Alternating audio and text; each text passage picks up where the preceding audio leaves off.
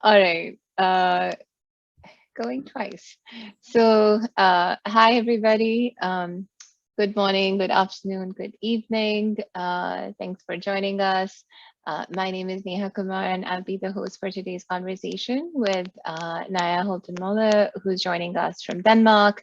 A quick intro. So Naja is an assistant professor in the software, data, people and society section in the Department of Computer Science at the University of Copenhagen, and does interdisciplinary work. So she is interested in how we can improve our understanding of cooperative work in complex professional work domains and the relationship with technology support.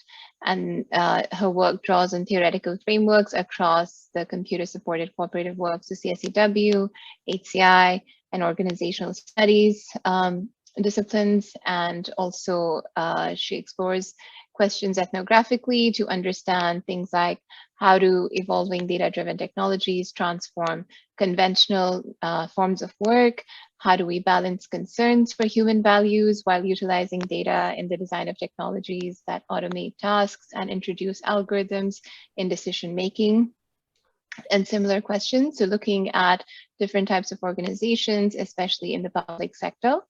I've been familiar with Naja's work ever since her piece on data work came out in Interactions, and I'll share a link to that in a bit. But that was a really, I wanted to mention a really motivational piece that we read, and that's also shaped the work that some of us have been doing at Georgia Tech.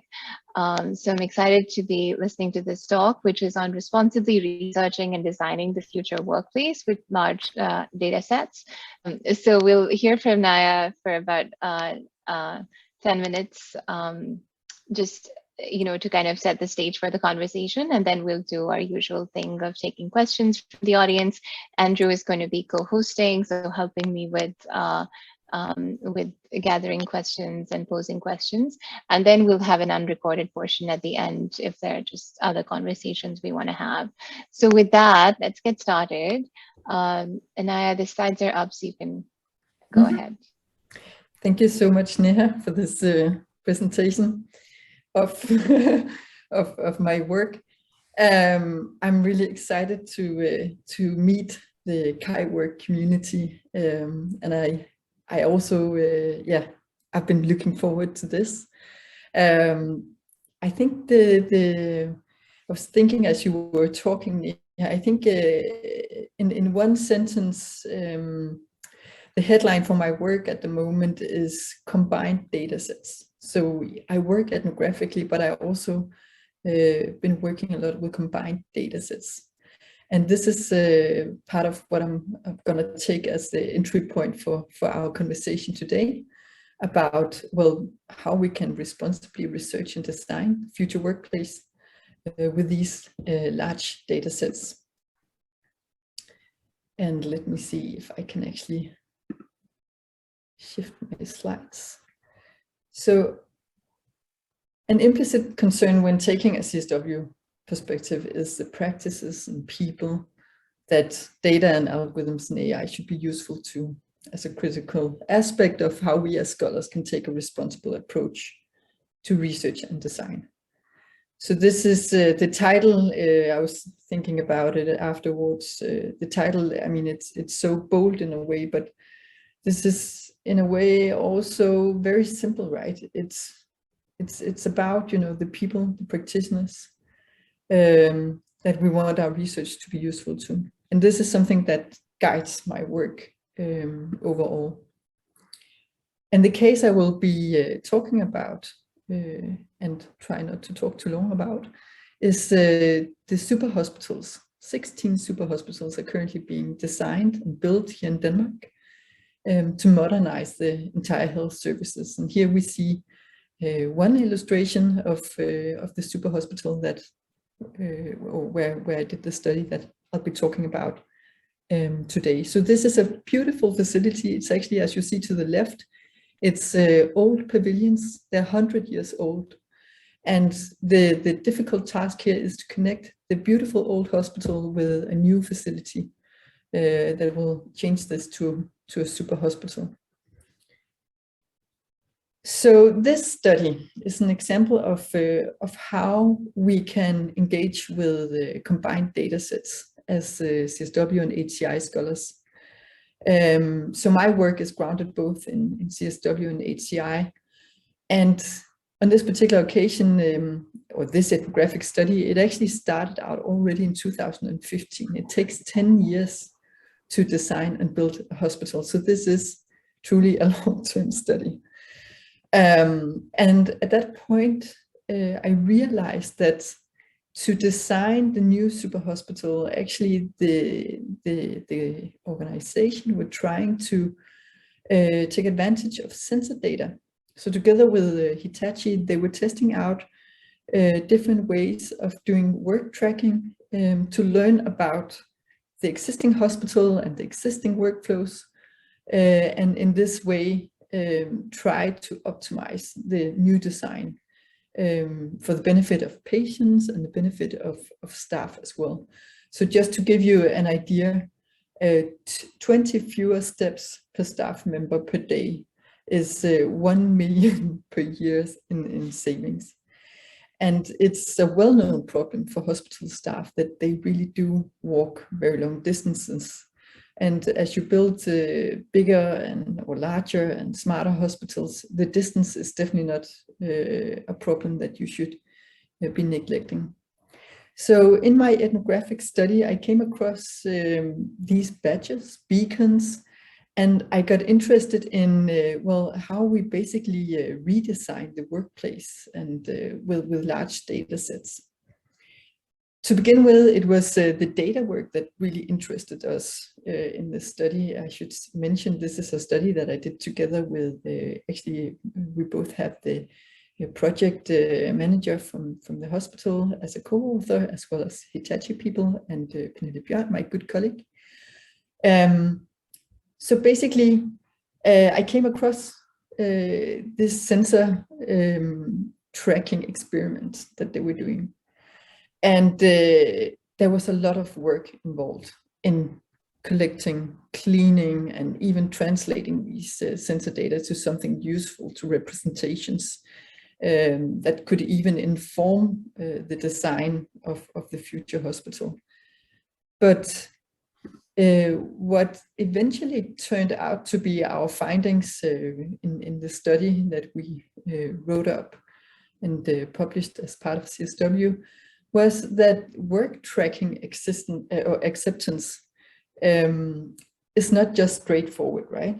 And in particular, we found three conditions for when the healthcare practitioners accepted work tracking. And this is in 2017. So by now it may seem more common sense for us who are interested in data tracking. But back then it was quite new with these ethnographic studies of large data sets and how they come about. So basically we found three conditions. They were practitioners, they wanted to influence what is being tracked. Transparency in intentions for data collection is also really important for the acceptance. And finally, you need to have mechanisms for users to contest or be able to contest and correct the tracking results.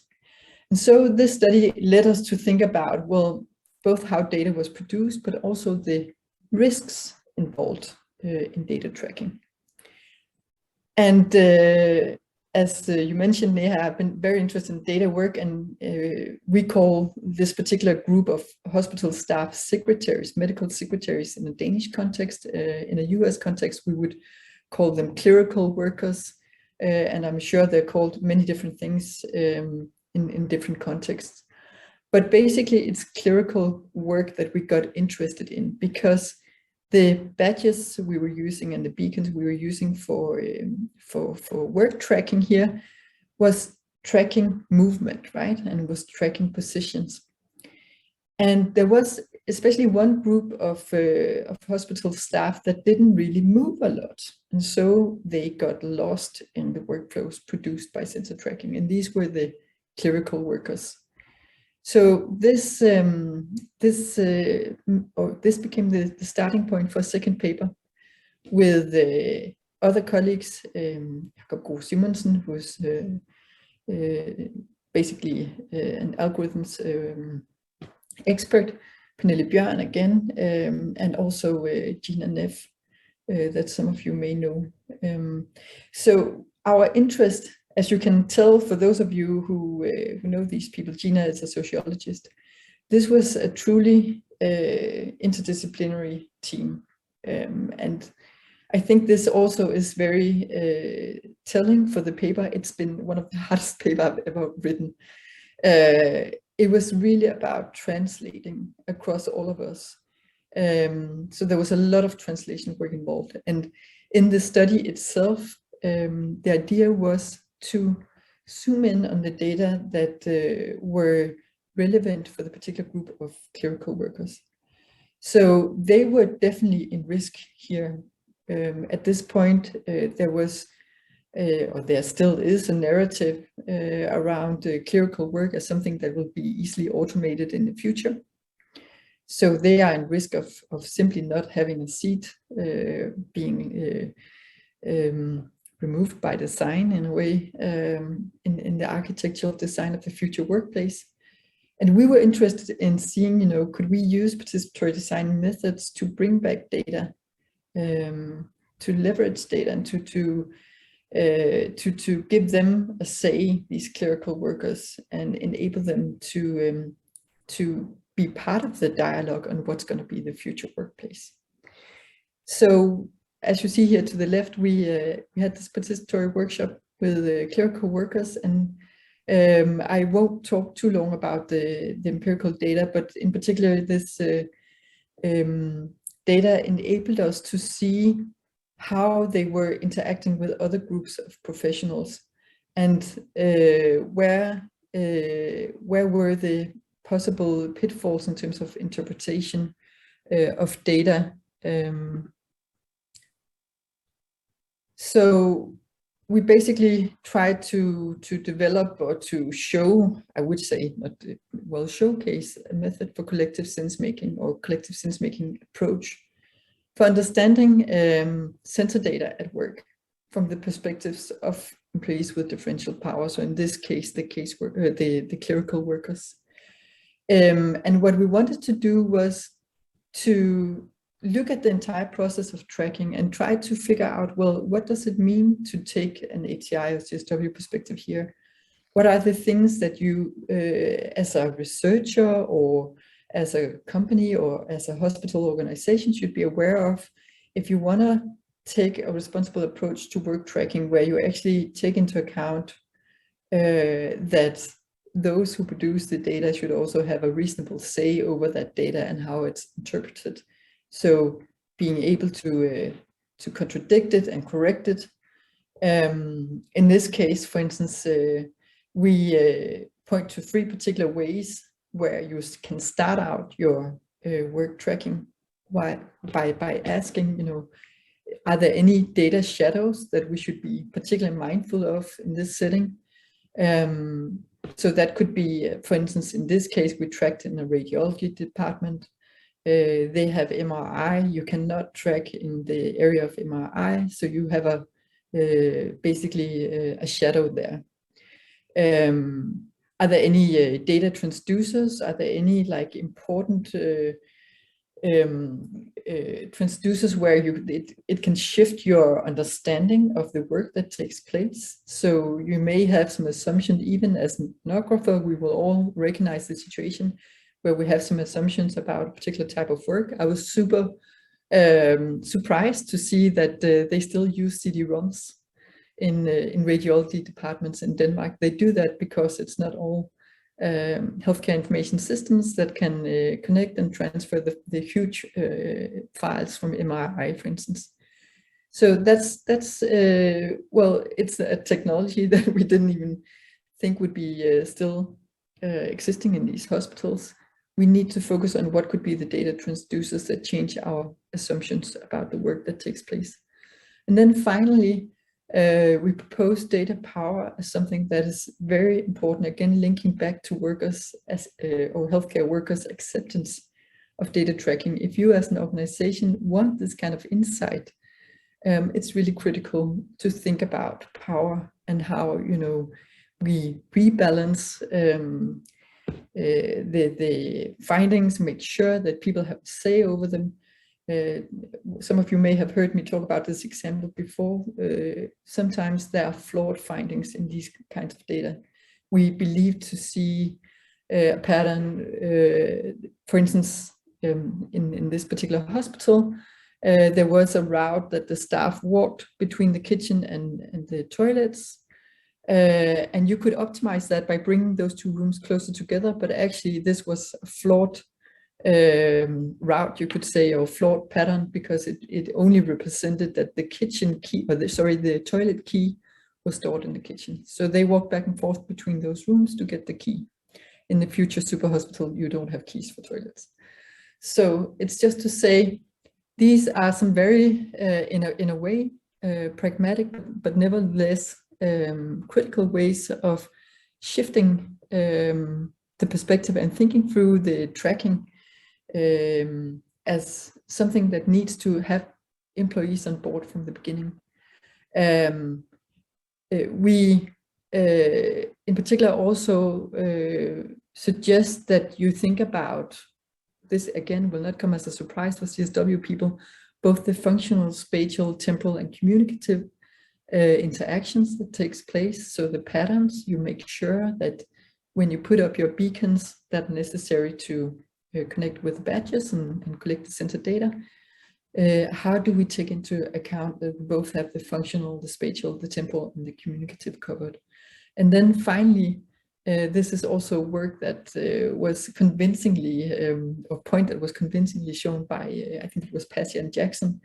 I think it was even in the same year, 2017, they had a really nice article on asking small-scale questions to engage with large-scale data.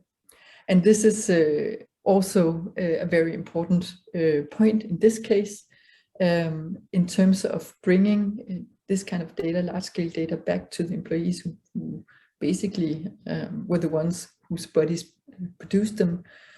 Part of this is really to think about what could be the small-scale questions. How do we translate data and patterns into meaningful questions that can realistically enable employees to contest and correct what we believe to be findings.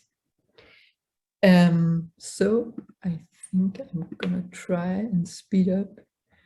So the main takeaway here is really that a CSW perspective and or HCI perspective here in data automation and AI centers on showing the boundaries and inadequacies of applying techniques from data science, so machine learning, NLP, on an incomplete data set and the context and practices that shaped it. So a CSW perspective, as I see it, or what we suggest here, is that the responsibility here is to show what are then the boundaries and the inadequacies in these techniques, going back up in the helicopter.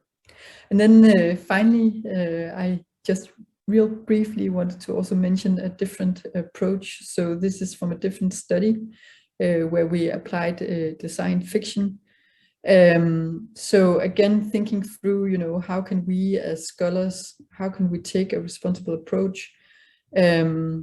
This is a paper by my PhD student Trine Rask Nielsen and myself as well, together with Chris Tech, where we tried to show again, you know, what could be the scenarios of, in this case, data-driven public services, and ask people upfront, how do they actually experience this before we develop these technologies, before we institutionalize them and implement them. So the point I wanted to make here was really, there are ways to think about the workplace before it's actually something we have already designed and institutionalized. And with that, I just also just want to mention my lab, all the people that I collaborate with on a daily basis in all these studies, confronting data.dk. So if you're curious or want to know more about our work, please visit our lab webpage. Yeah, is that fine, Neha? Did I make it in time? Yeah, absolutely. I wasn't keeping time, but it was great. Thank you. It's a very nice overview. So at this point, we'll take questions from the audience, and you can either type, or you can just raise your hand, or if you just have, not really a question, but just thoughts or just reflections, feel free to share that as well. I could also get us started. So thank you, first of all. This was a wonderful, wonderful talk. And one question I have that always kind of comes to mind with when we talk about collecting data, and then how do we empower people to contest the data and make it meaningful. And so I can see that relatively clearly from your presentation in the case of a study. Like you're collecting data in one setting, it's your workplace, there's one data collection going on, but we know that there's actually hundreds and thousands of data collections going on all the time. So I don't know if you can address this, but I'm curious what your thoughts are on, it's one thing to contest data about one data collection, and how does this intertwine? And let's say just in a smaller setting, like at a workplace, I'm sure there are many different efforts like this going on. So how do we handle that?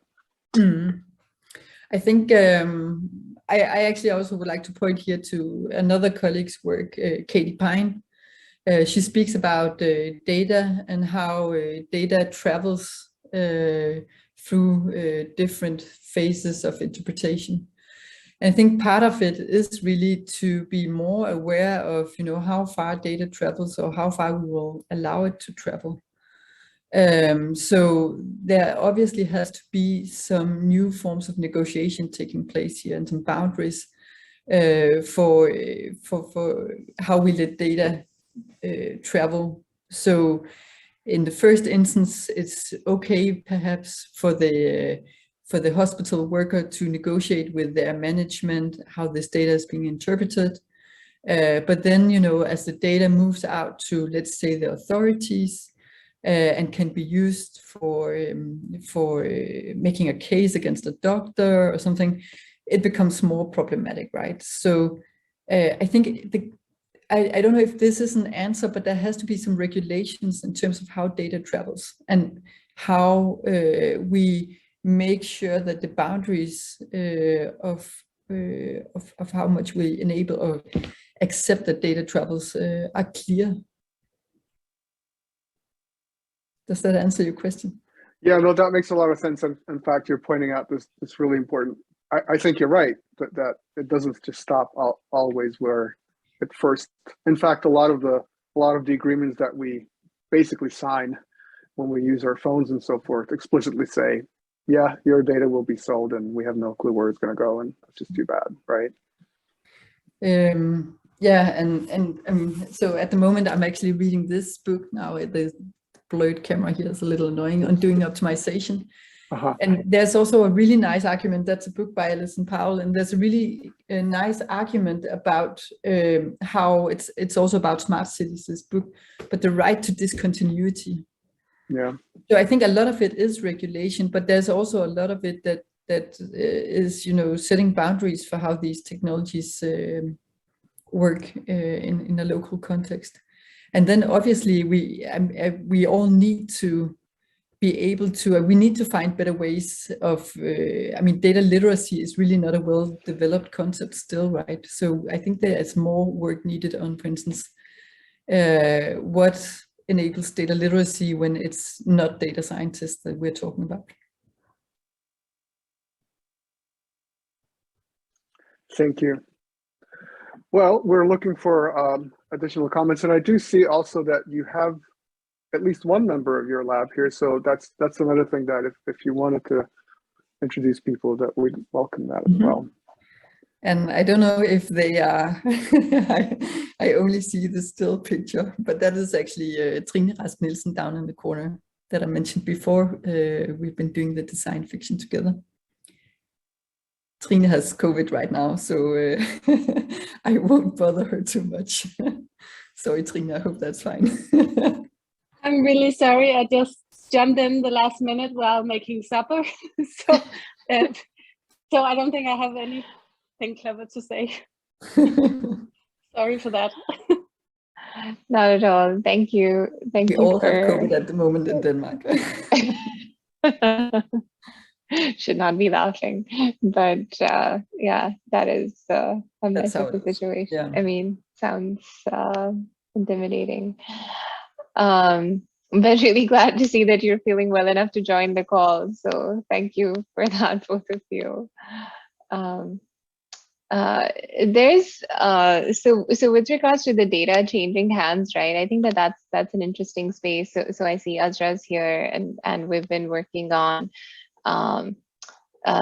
one of the papers that we have at CHI this year is about how data goes from like health workers to people who are sort of the data stewards, so processing the data, and then from there to the ML developers, so people who are basically looking at that data, processing that data, and designing based on that data. But I'm listening to you, I was also just thinking that the data is probably constantly changing hands, and there's probably a variety of different kind of complex situations that arise in relation to the that changing of hands. And I was wondering maybe if you could sort of zoom in on that aspect of changing hands and what you found in your work across the breadth of your work.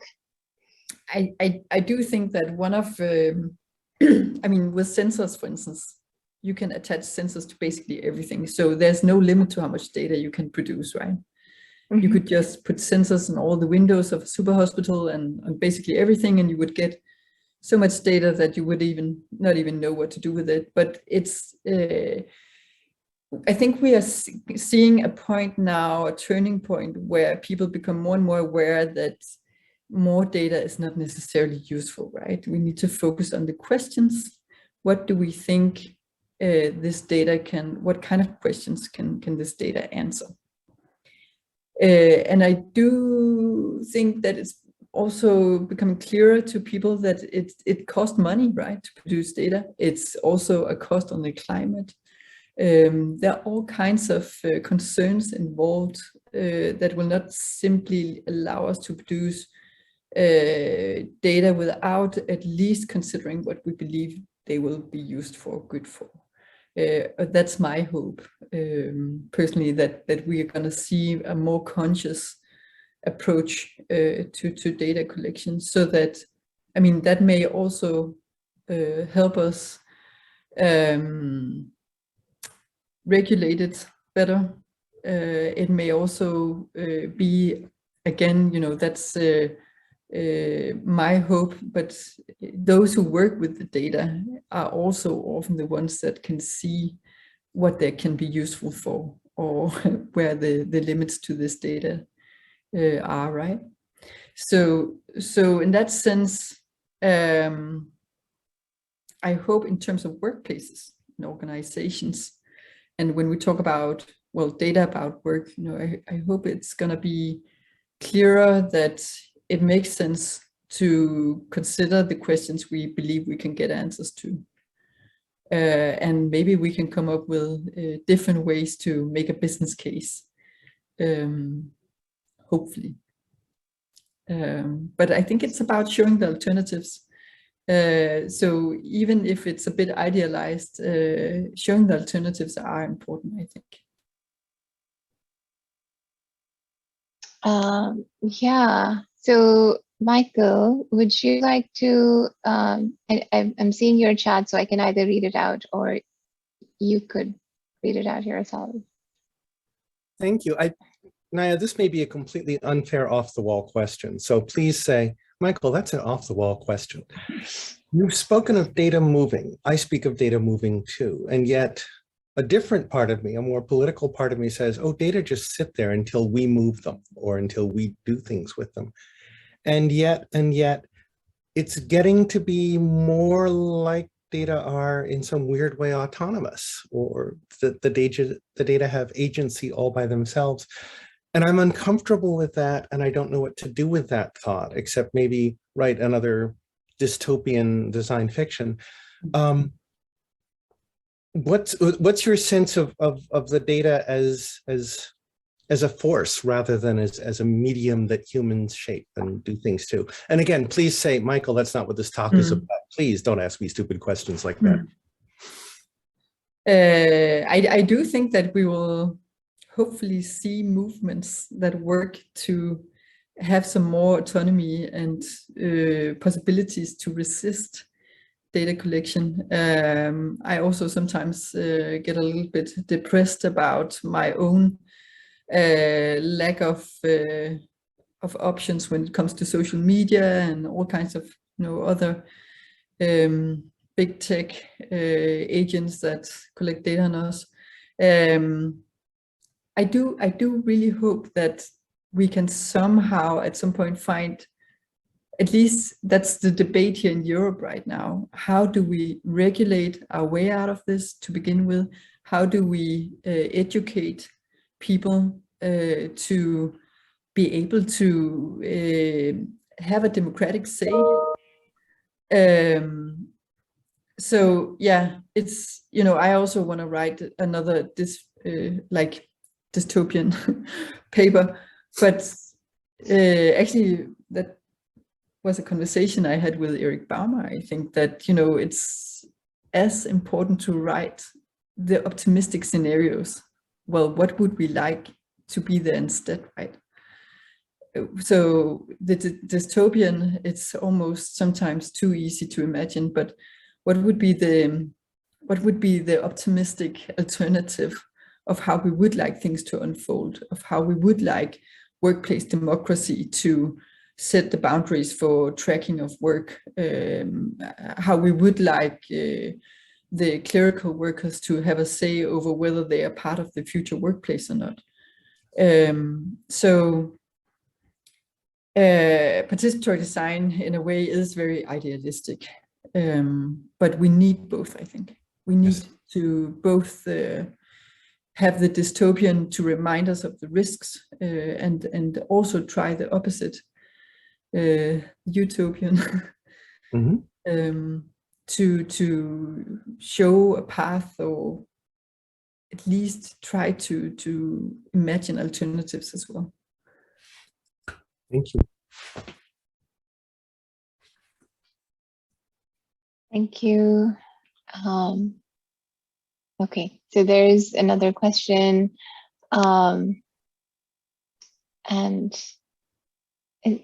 the question is, have you considered the challenges and opportunities for edge computing for data collecting or analysis? I heard this discussed in relation to smart cities and privacy. I'm not familiar with edge computing, but I think, Kelly, you have a recent paper on Vault. Is it anything to do with that?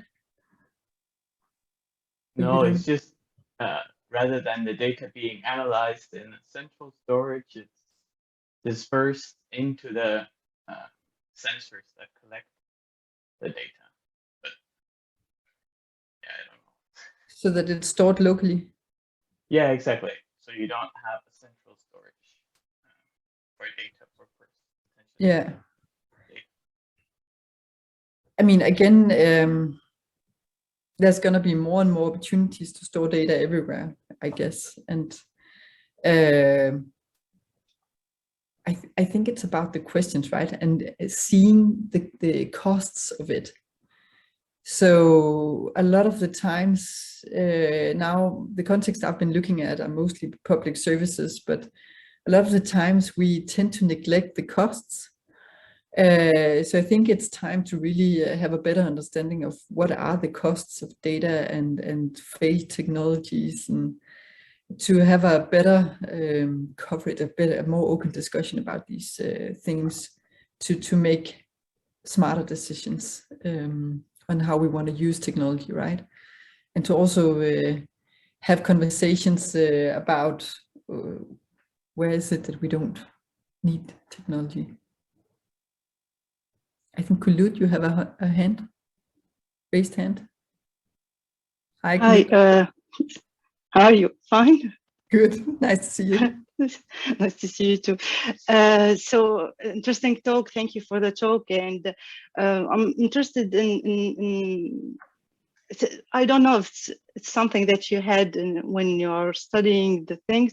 It's the context, because each time we are talking about restoring data, even when we are trying to do simple collecting data observation and interviewing, the context, how we get the context out there and put it to the data. And I think it's more difficult to do this with a massive data like this, and trying to find out each time why we have this kind of pattern. Like the edge computing is a way to optimize the head of transferring and analyzing massive data, but we can say it's at least localizing the thing. So we have the location. It's an infrastructure way of responding to this kind of context. But how do you do to? Yeah, and the answer to that question will definitely be different if you ask someone from, with a different type of expertise in, I don't know, machine learning models. Yeah. But I do still think that asking the small scale questions for large scale data sets is. So you combine. Yeah. I do think that, it's critical that we start to think about designing data sets. So this is also something we're looking at in our lab. Our postdoc Katrine Seidling has been looking at. So thinking about shifting the models, so it's not simply designing the technology, but actually designing the data sets, figuring out, already from that point, what are the potential pitfalls, right? So in public services, we need guides. Yeah, the legal regulation is changing all the time. That's a very, very important limitation to how you can use data for profiling, for instance. Basically, it means that it's very difficult to use it for profiling when the legal setting has changed a lot across the years. So I think asking small-scale questions to the large data set, but also designing data sets and focus on that instead of only thinking of designing the technology. Because like the liberty that we have with qualitative type of studies, like you go there with some question, but you find out other things that is interesting. While here you are picking and choosing, you cannot do this with data. So it will be automatic algorithm that will do the pattern for you. And again, if we have a precise question and we design the data set, I see the point. But again, we do not have discovery that made up by learning more about the context. Or for me, it's difficult to see from here. But the edge cases are still very important, right? Yeah. So in both the qualitative and the quantitative data, the edge cases are still important for understanding how we. So mixing and designing, it might be the solution for you. Yeah, and I think there's way too little focus on how much work it takes to work across disciplines. So everyone wants us to work across, at least that's the agenda here, right? Everyone is encouraged to work across disciplines, but the translation is so hard. And speaking about, taking a responsible approach, there has to be an understanding as well of the friction that arises, right, in these projects. And that's a whole different question we probably don't have time to address here, but I think that's part of it. It is that when we start to look at a phenomenon, let's say tracking of work with different methods and from different perspectives with different disciplines, the overhead should not be neglected, but it's as important to agree on what are the limitations to how we interpret data. That sometimes becomes very clear in this kind of discussion across disciplines, in my experience. Thank you.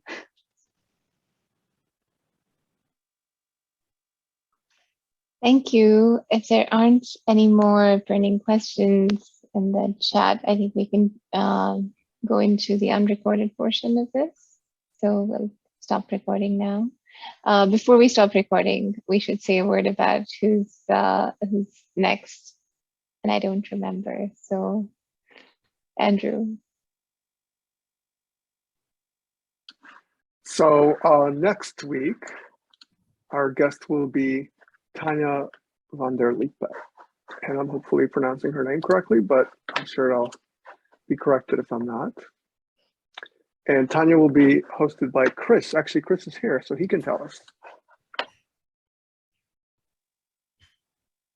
Next week is Tanja van der Lippe, and she is a great sociologist from Utrecht University. So you all want to be there or be nowhere. So we'll see you next week. Exciting. Thank you, Chris. Okay, so we can turn off the recording now.